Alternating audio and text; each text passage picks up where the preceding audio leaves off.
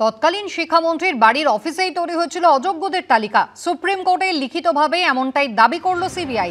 কেন্দ্রীয় এজেন্সির তরফে সর্বোচ্চ আদালতে দাবি করা হয়েছে, তদন্তে জানা গেছে যে এজেন্টদের একটি সংগঠিত চক্রের মাধ্যমে ঘুষ নিয়ে অযোগ্য চাকরি প্রার্থীদের নিয়োগ করা হয়েছিল। এই ঘুষের টাকা এজেন্ট, এসএসসির আধিকারিক এবং তৎকালীন মন্ত্রী পার্থ চট্টোপাধ্যায়ের মধ্যে ভাগাভাগি হয়েছিল। মন্ত্রী পার্থ চট্টোপাধ্যায়ের বাড়ির অফিসে অযোগ্য চাকরি প্রার্থীদের নামের তালিকা চূড়ান্ত হয়েছিল, যা পরে এসএসসির সংশ্লিষ্ট আধিকারিকদের হস্তান্তর করা হয়।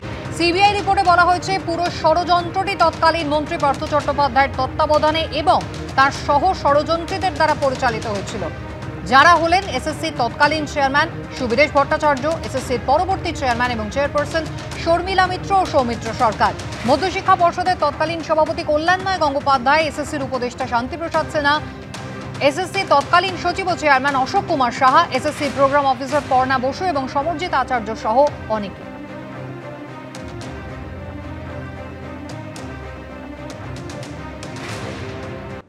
তৎকালীন শিক্ষামন্ত্রীর বাড়ির অফিসেই তৈরি হয়েছিল অযোগ্যদের তালিকা।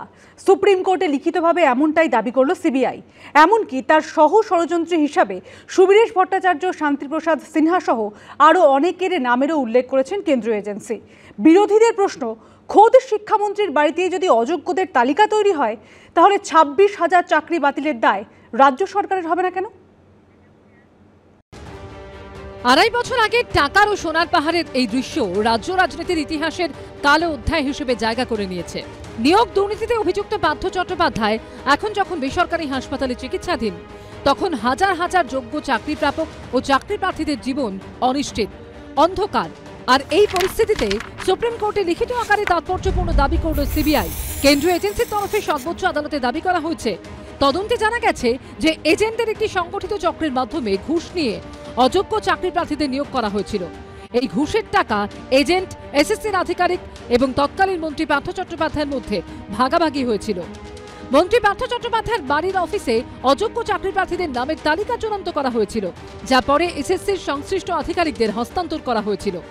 এতদিন সবাই বলে আসছিলাম যে র্যাঙ্ক জাম্পিং হয়েছে, ওয়েমার ম্যানিপুলেশন হয়েছে, কিন্তু সিবিআই দাবি করেছে যে ইন্টারভিউ মার্কসও কমিয়ে যারা ছিল তাদের নম্বর বাড়িয়ে দেওয়া হয়েছে। যেমন পার্থজির বাড়িতে এগুলো করা হয়েছে এবং পার্থ এই যে টাকার বিনিময়, এর সঙ্গে পার্থ চ্যাটার্জি এবং কমিশনের চেয়ারম্যান এদেরও ইনভলভমেন্ট আছে বলে সিবিআই দাবি করেছে। স্কুলে নিয়োগ দুর্নীতিকে বরাবর একটা প্রাতিষ্ঠানিক দুর্নীতি বলে কটাক্ষ করে থাকে বিরোধীরা। তবে দুর্নীতি যে কিভাবে সংগঠিতভাবে হয়েছিল তাও তুলে ধরা হয়েছে সুপ্রিম কোর্টে জমা দেওয়া সিবিআই রিপোর্টে।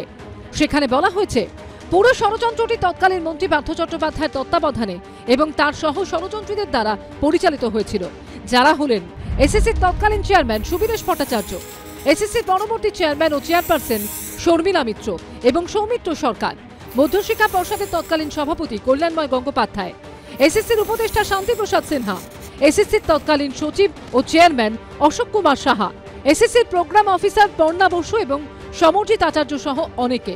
এছাড়াও আর্থিক লেনদেনের প্রসঙ্গে সিবিআই রিপোর্টে দাবি করা হয়েছে, তদন্তের সময় এসএসসির অভিযুক্ত অফিসার, এনসিপিএল বা নাইসা কমিউনিকেশনস প্রাইভেট লিমিটেড ও মধ্যশিক্ষা পর্ষদের মধ্যে আদান প্রদান হওয়া বিভিন্ন ইমেল সহ ডিজিটাল তথ্য প্রমাণ বাজেয়াপ্ত করা হয়েছে। এছাড়াও তদন্তের সময় কিছু ব্যাংকিং লেনদেনের প্রমাণ পাওয়া গেছে, যা থেকে প্রমাণ হয় অযোগ্য চাকরি প্রার্থীদের কাছ থেকে ঘুষ হিসেবে নেওয়া টাকা অভিযুক্ত ব্যক্তিদের মধ্যে আদান প্রদান হয়েছিল। শুধু কি পার্থ চ্যাটার্জি? যৌথ দায়িত্ব মুখ্যমন্ত্রীকে বাদ দিয়ে পার্থ চ্যাটার্জি, শান্তিপ্রসাদকে অ্যাপয়েন্ট করেছিলেন তো মুখ্যমন্ত্রী। ফলে মুখ্যমন্ত্রী, শিক্ষামন্ত্রী যৌথ দ্বৈরথ বাংলার যুব সমাজের সর্বনাশ করা হয়েছে। অভিযোগ গুরুতর, সেটা প্রমাণের দায়িত্ব সিবিআই এর। এটাও ঠিক, অনেক সময় যেগুলি কোর্টে বলা হয় বা প্রাথমিকভাবে যেগুলো বলা হয় সেগুলো শেষ পর্যন্ত দেখা যায় ইনভেস্টিগেটিং এজেন্সি প্রমাণ করতে পারেনি। কিন্তু আমরা এই বিষয়টায় ঢুকবই না।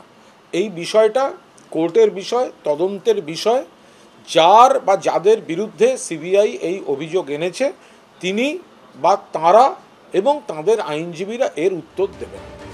কিছু লোভী ষড়যন্ত্রকারী পদস্থ ব্যক্তি আর টাকার বিনিময়ে শিক্ষক হয়ে যাওয়া কয়েক হাজার মানুষের জন্য এই হাজার হাজার যোগ্য চাকরি প্রার্থীরা কেন দিনের পর দিন এই মানসিক যন্ত্রণার মধ্যে দিয়ে যাবে?